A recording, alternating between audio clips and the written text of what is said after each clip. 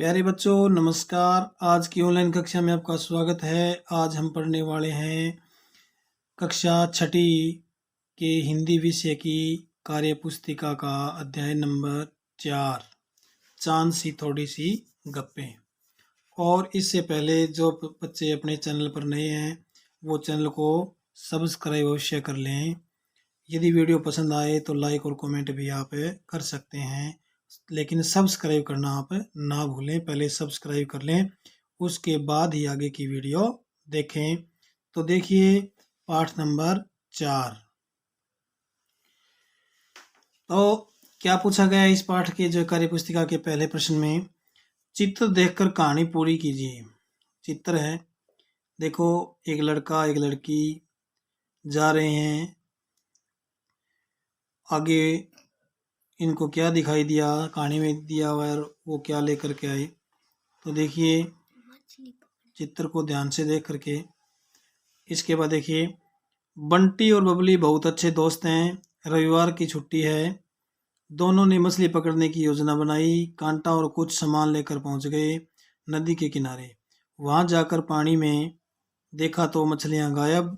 अब क्या करें। तभी उनका ध्यान पानी में दिखाई देने वाली उस चीज पर गया जो आसमान में उन्हें चिढ़ाते हुए मुस्कुरा रही थी। तो देखो यहाँ उसको जो है ऊपर मुस्कुराती हुई चीज दिखाई दी, वो पानी में भी दिखाई दी। उसके बाद देखो आगे इन्होंने कांटा डाला और उस मुस्कुराती हुई जो चीज थी उसको कांटे से पकड़ करके ले आए और खुश हुए। उसके बाद देखो घर लेके गए। तो मैंने इस कहानी को कैसे पूरा किया, आगे क्या लिखा आप भी लिख सकते हैं इसी प्रकार से। क्या कि इसके आगे क्या हुआ होगा। तब बंटी ने पानी में जाल फेंका। उस जाल में जो पानी में मुस्कुराते हुए जो चीज़ फंस गई दिखाई दे रही थी, वो उस चीज़ उस कांटे में फंस गई। जब ऊपर उठाकर देखा तो मालूम पड़ा कि वह तो हंसता हुआ सा चांद था। दोनों दोस्तों ने खुशी मनाई और उस चांद को उठाकर अपने घर ले गए। ये कहानी है, बाल कहानी पूरी कर दी। इसके बाद देखिए इसका प्रश्न नंबर 2 प्रश्न में क्या पूछा है, क्या बताया है कि ऐसे गीत की 4-5 पंक्तियां सोचिए जिसमें चांद या चंदा शब्द आता हो। इसको लिखकर अपने दोस्तों के साथ गाइए। उदाहरण के लिए गीत 5 पंक्तियां यहाँ पर, ये गीत की जो 5 पंक्तियां यहाँ पर दी हुई है, क्या दी हुई है। चंदा चमके चमचम, चीखे चौकन्ना चोर, चीनी चाटे चींटी, चटोरी चीनी खोर, कितना मुश्किल है ये गाना जरा गा के सुनाना। ये आपने सुना भी होगा, बड़ा बढ़िया गाना है चांद के ऊपर। तो देखिए मैंने क्या लिखा, कोई दूसरा गाना, नील गगन के चंदा मामा क्यों करते हो तुम हंगामा, दूर हमेशा रहने वाले ऊंची पेंगे भरने वाले। 4 ही लाइनें की जगह थी और 4 लाइनें मैंने लिखी है। तो इसके बाद देखिए आगे प्रश्न नंबर 3, यदि तुम्हें चांद से बातचीत करने का मौका मिले तो तुम क्या बात करोगे। ये एक जो है आप कल्पना करके लिखना इसमें कि यदि आपके पास चांद आ जाए तो आप उससे क्या पूछोगे, क्या कहोगे, क्या बात करोगे।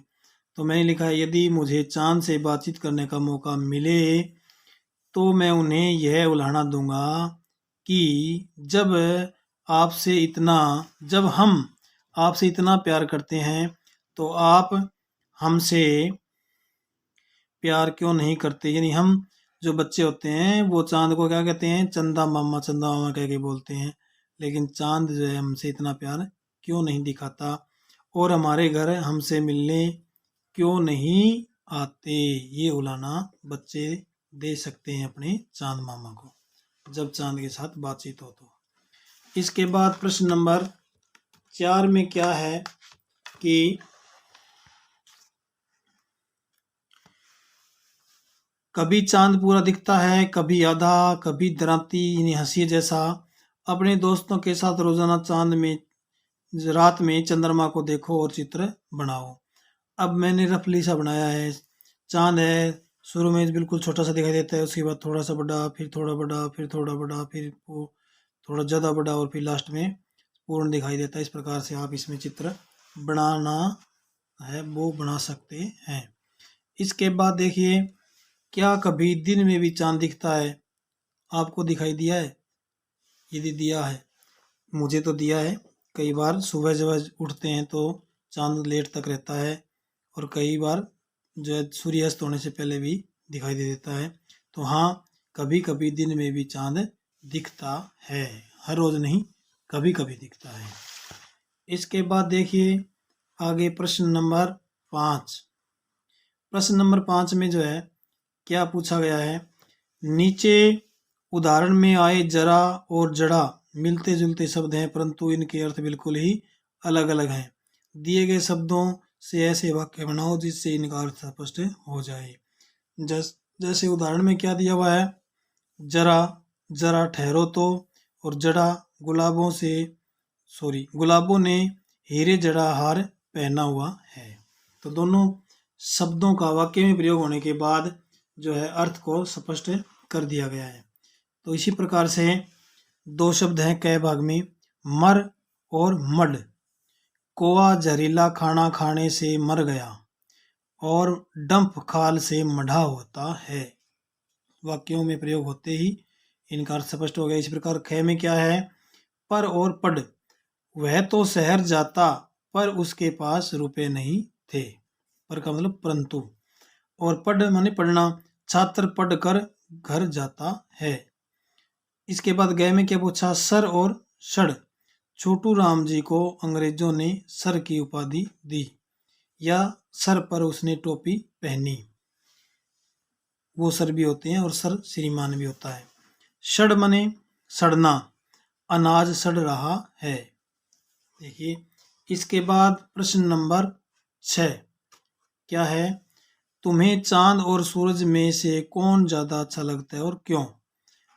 चांद ज्यादा अच्छा लगता है क्योंकि चांद की जो चांदनी बड़ी शीतलता प्रदान करने वाली होती है, और सूरज हमें गर्मी से तपाता है।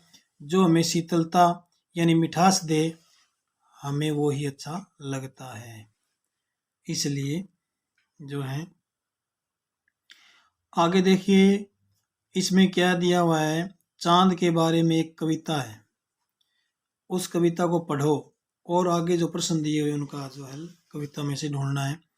तो पढ़ कर देखो, हट कर बैठा चांद एक दिन माता से ये बोला, सिलवा दो माँ मुझे ऊन का मोटा सा एक झिंगोला।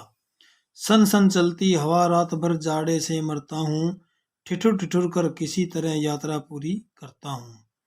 आसमान का सफर है और यह मौसम है जाड़े का, न हो अगर तो ला दो कुर्ता ही कोई भाड़े का। बच्चे की सुन बात कहा माता ने, अरे सलोने कुशल करे भगवान लगे हम कम तुझको जादू टोने। जाड़े की तो बात ठीक है पर मैं तो डरती हूँ, एक नाप में कभी नहीं तुझको देखा करती हूँ। क्योंकि चांद कभी एक नाप में नहीं रहता, कभी छोटा कभी बड़ा, कभी एक अंगुल भर चौड़ा कभी एक फुट मोटा। बड़ा किसी दिन हो जाता और किसी दिन रह जाता छोटा।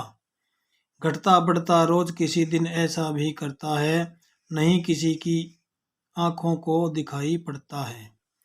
अब तू ही बता नाप तेरी किस रोज लिवाऊं, सीधे एक झिंगोला जो हर रोज बदन में आए। सीधे एक झिंगोला जो हर रोज बदन में आए, कि मैं ऐसा झिंगोला सीन दूं कि जो रोज तुम्हारे शरीर में वो फिट बैठे। तो ये छोटी सी बड़ी मनमोहक कविता थी। देखो इसका जो प्रश्न क्या पूछा है इसमें से, चांद अपनी माँ से कुर्ते की मांग क्यों कर रहा है? क्योंकि जाड़े की रात में ठंडी से वह सर्दी में ठिठुरता है, ठंड के कारण वो सर्दी में ठिठुरता है, इसलिए वो क्या कहता है कि मुझे ऊन का एक झिंगोला बना करके दो। इसके बाद देखिए अगला जो प्रश्न है क्या पूछा है, माँ ने चांद को ऐसी कौन सी ड्रेस सुझाई जिसे वह हर रोज पहन सकता है? माँ ने कहा चांद को झिंगोला सुझाया। लास्ट पंक्तियों में आया ये कि झिंगोला में जो है सिला दूंगी जिससे जो है तेरे को आ जाएगा। गए में क्या है कि न हो अगर तो ला दो कुर्ता ही कोई भाड़े का। यहाँ पर भाड़े के कुर्ते का क्या मतलब है? इसका मतलब है कि किराए पर जो कुर्ते मिलते हैं वो ही लेके आओ, किराए पर पहनने के लिए कुर्ता ला दो। चांद के कहने का मतलब ये है कि आजकल जो प्रचलन है कि कुछ लोग किराए पर कपड़े लेकर के इस ब्याह शादियों में पहनते हैं। इस कविता में चांद ने कुर्ते के लिए अपनी माँ से जिद की है। अगर सूरज अपनी माँ से कुछ मांगे तो बताओ वह किस चीज के लिए जिद करेगा। अब कल्पना करनी है आपको। चांद क्या होता है? रात को आता है, रात को ठंड होती है। सूरज कब आता है? दिन में आता है। दिन में क्या होती है? गर्मी होती है। तो सूरज बहुत गर्म होता है, वह अपनी माँ से ठंडे पानी और शीतल पेय की मांग करेगा कि मुझे कोका कोला पिलाओ। वह कूलर और एसी की भी मांग कर सकता है क्योंकि सूरज क्या होता है? बहुत गर्म होता है। इसके बाद देखो आगे इसका अगला जो प्रश्न है वो क्या पूछा है। अरे भाग, तुम अपनी माँ से किन किन चीज़ों के लिए जिद करते हो? हम अपनी माँ से नई ड्रेस लेने के लिए, मेले देखने के लिए, खिलौने लेने के लिए और चाउमीन गोलगप्पे आदि नमकीन चीज़ें खाने के लिए जिद करते हैं। और एक चीज़ तो मैं भूल गया इसमें, मैगी के लिए बहुत जिद करते हो आप। मैगी बना दो, मैगी बना दो। इसके बाद देखिए च भाग, अपनी कल्पना के आधार पर चांद की ड्रेस का चित्र बनाओ। अब ये बीच में जो पूरा चांद है और इसकी ड्रेस जो है इसके ऊपर ये टोपी बनाई मैंने। इस प्रकार से एक झिंगोला बनाया है। आप किसी प्रकार से एक चित्र बना सकते हैं आपकी कल्पना के अनुसार। तो इसी के साथ आज की कक्षा में हमने चौथे अध्याय का हल अध्ययन जो है कर लिया है। और आपको ये वीडियो अच्छी लगे तो लाइक और कमेंट ज़रूर करें, और लेकिन सब्सक्राइब करना ना भूलें। सब्सक्राइब अवश्य करें। धन्यवाद।